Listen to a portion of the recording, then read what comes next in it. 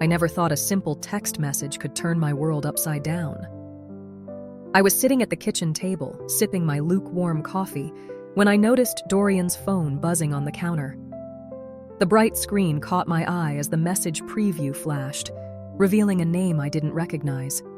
Sophie. My heart began to race, a mix of curiosity and dread washing over me. "What's that?" I muttered to myself, glancing around to see if Dorian was nearby. But he was still in the shower, completely unaware of the storm that was about to unfold. I hesitated for just a moment, but my fingers moved before I could reason with myself. I reached for the phone, my heart pounding louder with each step. When I opened the message, my breath hitched in my throat. "Can't wait to see you tonight. Just us, like old times." Those words felt like a punch to my gut. Old times? What old times? I could barely process what I was reading. Betrayal washed over me like ice water, freezing my thoughts and emotions in place. "Dorian!" I called out, my voice trembling. "What's going on?" No response. Just the sound of water running. I felt a whirlwind of emotions, anger, sadness, confusion. How could he do this to me? I thought we were happy. I thought I knew him. As the reality sank in, I felt a fire igniting deep inside me. It was a strange feeling, a mix of rage and determination. I was torn between confronting him right then and there or plotting my revenge. A part of me wanted to scream, to throw his phone at him and demand answers. But another part of me whispered that I needed to be smart about this. What would I even say? "Hey, Dorian, I just read a message that shattered my heart. Care to explain?" I scoffed at the thought. No, this required a plan.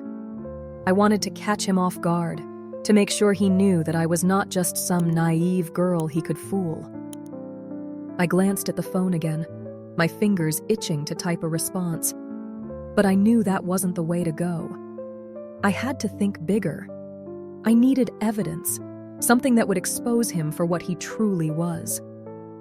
With a sense of newfound purpose, I set the phone back on the counter and took a deep breath. It was time to be the hunter, not the prey. I would watch him, learn his patterns, and discover what he really was up to. I couldn't help but smile, a wicked grin spreading across my face. This was going to be my secret. No one could know what I had discovered. I could feel the adrenaline coursing through my veins, pushing me towards action. As I paced the kitchen, I imagined the look on Dorian's face when I finally confronted him. "You thought you could get away with this?" I would say, my voice steady and strong. The thought sent a thrill through me. Suddenly, I heard the shower turn off. Panic surged through me, and I hurried to grab my coffee, pretending to sip as if nothing was wrong. Dorian stepped into the room, a towel draped around his waist, water droplets glistening on his skin. "Hey, what's up?" he asked, his eyes sparkling with mischief. I could see the charm he always used to woo me, but now it felt like a mask hiding the truth. "Nothing much," I replied, trying to keep my voice steady. "Just enjoying my coffee." He looked at me for a moment, his brow furrowed slightly. "Are you okay? You seem off?" "I'm fine," I said, forcing a smile. "Just thinking." "About what?" I wanted to tell him everything, to unleash the storm brewing inside me, but I held back. Not yet. I needed to be prepared. "Just stuff," I said, shrugging it off. "You know how it is." Dorian nodded, clearly not convinced, but I could see his mind drifting elsewhere. I watched him move around the kitchen and a sense of resolve settled over me. I was ready to take control of my life, and I wouldn't let his betrayal break me. Instead, I would make it my catalyst for transformation. In that moment, I realized I was no longer just the girl in love. I was a woman determined to reclaim my power. The days that followed the discovery felt like an endless loop of tension and unease. I adopted a kind of detective-like approach, carefully observing Dorian's habits and interactions. It was strange to think I had been so blind to the signs of his betrayal. My heart raced every time I saw him, but I had to know the truth. I needed to uncover the details that would confirm my suspicions. Each morning, I would watch him leave for work, noting the slight change in his routine. He seemed different, almost too carefree. I could hardly believe I used to feel safe in his presence. Now, every glance and every smile felt like a mask hiding something darker. I decided to follow him one night, my stomach churning with both anticipation and dread. "Are you sure about this?" Lyra asked me, her brow furrowed in concern. We sat at a cafe, the light from the overhead lamps flickering gently. Her voice was low, almost a whisper. "I have to know," I replied, my voice steady despite the storm inside me. "I need to see for myself. I can't just sit back and let him manipulate me anymore." She sighed, shaking her head slightly. "All right, but promise me you'll be careful. I don't want you to get hurt." I nodded, grateful for her support. As night fell, I followed Dorian to a bar I had never seen before. My heart thudded in my chest with every step I took towards the entrance. The neon lights flickered above, casting an eerie glow on the sidewalk. I took a deep breath, steeling myself for what I might discover.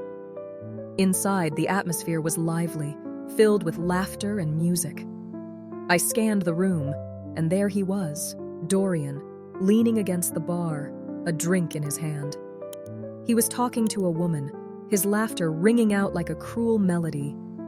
I felt a sharp pain in my chest as I watched him flirt, his eyes sparkling in a way I had thought was meant only for me. "How can he be so carefree?" I muttered under my breath, my fingers curling into fists. The sight was suffocating, a reminder of everything I had lost. I was not just a victim. I was a woman determined to reclaim my power. I pulled out my phone and sent a quick message to Lyra. I found him, at a bar. He's with someone else. Within moments, my phone buzzed. "Stay calm. I'm on my way." I waited, my emotions swirling into a storm of fury and heartbreak. Part of me wanted to storm over to him right then and confront him, but I knew I had to be strategic. I couldn't let him see how much he'd hurt me. I had to plan my next move carefully. Just then, Lyra arrived, her eyes darting around the bar until they found me.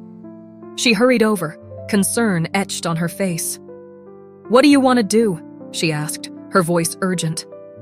"I want him to see me," I said, a new fire igniting within me.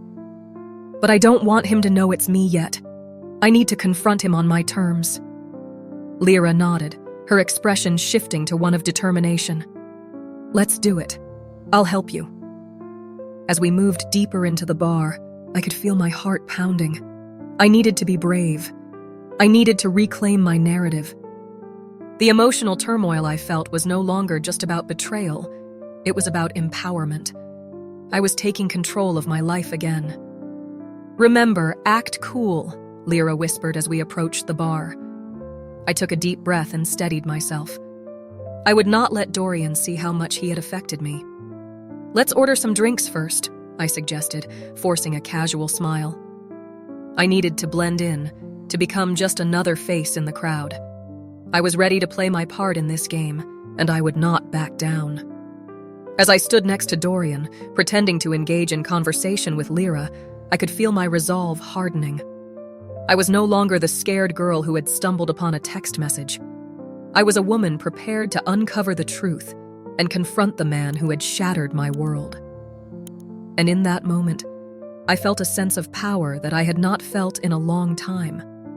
I was reclaiming my story, one clue at a time.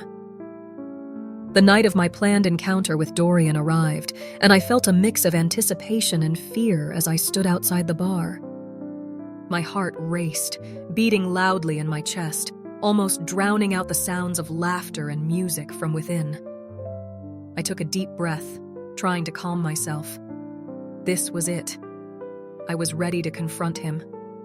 Inside, I spotted Dorian across the room, laughing and chatting with a group of friends. He looked so at ease, so charming. It made my stomach churn. I felt Lyra's hand on my shoulder, grounding me. "You can do this, Alara. Just remember why you're here," she whispered, her voice steadying me. I nodded, grateful for her support. We moved closer, hiding behind a pillar as we watched him interact with a woman who leaned in a little too close. My heart sank. I could see the flirtation in his eyes, the way he smiled at her. It was a reminder of everything I had lost. "Look at him," I said, my voice low but filled with venom. "He has no idea what's coming." Lyra squeezed my hand. "You're strong, Alara. You're not just a victim anymore." As I prepared to step into the light, Dorian caught my eye. He smiled at me in that way he always did, the one that used to make my heart flutter. But tonight, it felt like a mask. He approached, and I took a deep breath, standing tall. "Hey there, how's it going?" he asked, his voice smooth. "Just here to see a friend," I replied, forcing a smile that felt foreign. I could see Lyra trying to hide her concern behind a casual expression. Dorian turned to Lyra. "And who's this? A new friend?" His tone was casual, almost dismissive. I felt a wave of pain wash over me as he treated me like a stranger while I stood there, fully aware of the secrets he was hiding. "Just someone who knows the truth," I said, my voice trembling slightly. It felt empowering to say those words, but they also cut deep. Dorian laughed lightly, not realizing the weight of my statement. "Truth? What's that? Are you playing detective now?" I could feel the anger rising inside me. "You could say that," I replied, my voice sharper. "I've seen enough." Dorian's gaze turned serious, and for a split second, I could see a flicker of concern in his eyes. "What do you mean?" he asked, his voice dropping. "Don't play dumb with me, Dorian," I said, my heart pounding. "I know. I saw you at the bar. I saw you with her." He chuckled, a nervous laugh that only fueled my fire. "Come on, Alara. You can't be serious. It was nothing. Just a bit of fun." "Fun?" I echoed, feeling the hurt rise within me. "You think cheating is fun? You think treating me like I don't exist while you flirt with someone else is a joke?" His expression shifted, and I could see the panic creeping in. "It's not what you think. I didn't mean to hurt you," he stammered, but I could see the truth in his eyes. The betrayal was real, and I was done being the person who accepted excuses. "Dorian, you don't get to play the victim here. You made your choices, and now you have to face the consequences," I said firmly, feeling the power surge through me. His face fell, and I could see the realization hit him. "You're being dramatic," he said, trying to regain control of the situation. "Dramatic? No, I'm being honest. And you should be scared," I replied, my voice steady. "This isn't just about you anymore. I won't let you walk away from this without knowing how much you've hurt me." The room felt charged with tension, and I could feel Lyra's presence behind me, her support radiating. I was no longer the passive woman who allowed betrayal to define her. No, I was ready to confront the truth. As I looked into Dorian's eyes, I felt a sense of relief wash over me. I was finally standing up for myself, and it felt good. "I deserve better than this, and you need to understand that," I said, turning away from him and walking back toward Lyra, feeling the weight of the world lift off my shoulders. "Let's go," I told Lyra, my heart still racing but filled with newfound strength. It was time to reclaim my life, and I was just getting started. The night was heavy with tension as I stood in the dim light of the bar, my heart pounding in my chest. I had watched Dorian from a distance, pretending to be absorbed in a conversation with Lyra, but every laugh felt forced. I could see him, his charming smile lighting up the room as he leaned closer to a woman at the bar. I felt a fire igniting inside me, pushing me to act. "Are you ready for this?" Lyra whispered, her eyes wide with concern. I nodded, taking a deep breath. "I have to do this. I can't let him think he can get away with it. Just remember, you are stronger than you think, she said, squeezing my hand for support. As I approached Dorian, I could feel the weight of my decision pressing down on me. I had rehearsed this moment in my mind countless times, but now that I was here, uncertainty crept in. What if he denied everything? What if he tried to twist the story? But I couldn't let fear hold me back. I had to confront him. "Dorian!" I called out, my voice steady despite the chaos swirling inside me. He turned, a look of surprise flickering across his face. "Ilara? What are you doing here?" His tone was casual, almost dismissive, as if he hadn't been caught in the act. "I'm here to talk." "Now," I replied, my heart racing. Lyra stood close behind me, her presence grounding me. "What's there to talk about?" he said, feigning ignorance. "I'm busy." "Busy flirting with that woman?" I shot back, my voice rising slightly. "You think I wouldn't notice?" Dorian's expression shifted, and I saw a flicker of realization dawn on him. "You're mistaken," he said, his voice turning defensive. "Am I?" I took a step closer, feeling the heat of the moment. "I saw the messages, Dorian. I know everything." The shock on his face was undeniable. "What messages?" I pulled out my phone, the screen illuminating the dark bar. "These messages. The ones you thought I wouldn't find." I held it up for him to see, the words of betrayal glaring back at us. "Where did you get that?" he stammered, his confidence crumbling. "It doesn't matter where I got it. What matters is that you lied to me. You deceived me," I said, my voice gaining strength. "You made me feel like I was the only one, but clearly, I was just one of many." He opened his mouth to respond, but no words came. Instead, he looked around, noticing the other patrons who were now listening, their eyes glued to our confrontation. "Is this really how you want to do this?" he finally asked, a hint of desperation in his tone. "In front of everyone?" "Yes, this is exactly how I want to do this," I declared, feeling empowered. "You deserve to face the truth. You deserve to see how your actions affect others." "Come on, Ilara.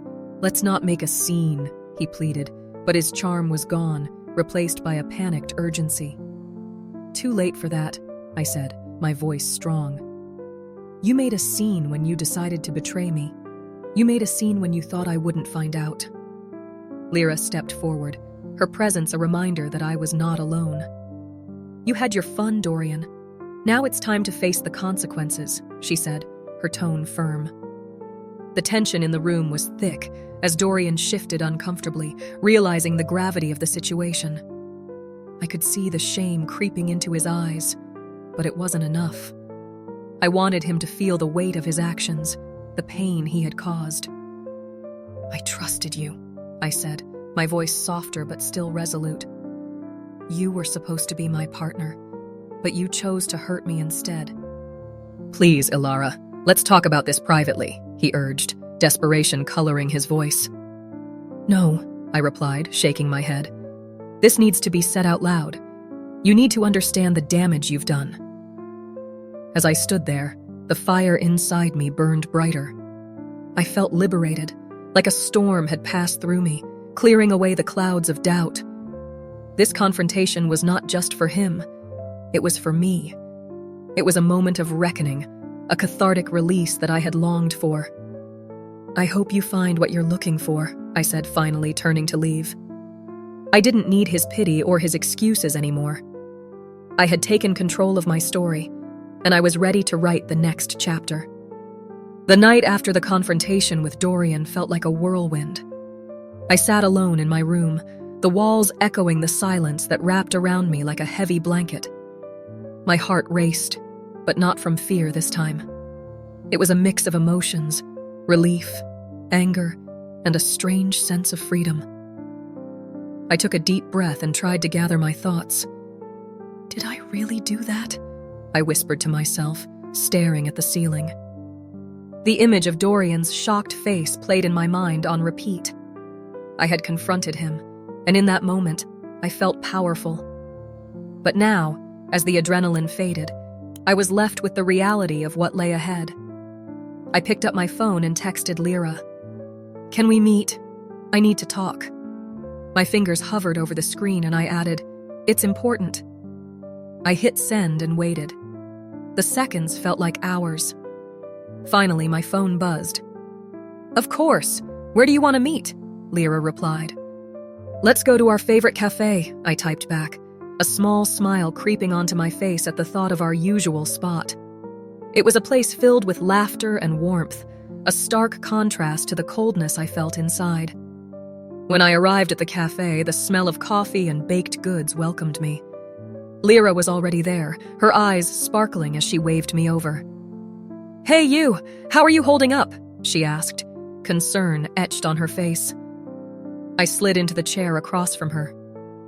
"Honestly, I feel like I'm on a roller coaster. One moment I'm angry and the next I feel free." Lyra leaned in closer, her expression serious. "That's completely normal. You just faced a huge part of your life. It's okay to feel mixed emotions." I nodded, taking a sip of my coffee. I just keep thinking about how much I lost. I thought Dorian was my everything. Now, I feel like I don't even know who I am anymore. "Rebuilding takes time, Alara," she said softly. "But you're not alone in this.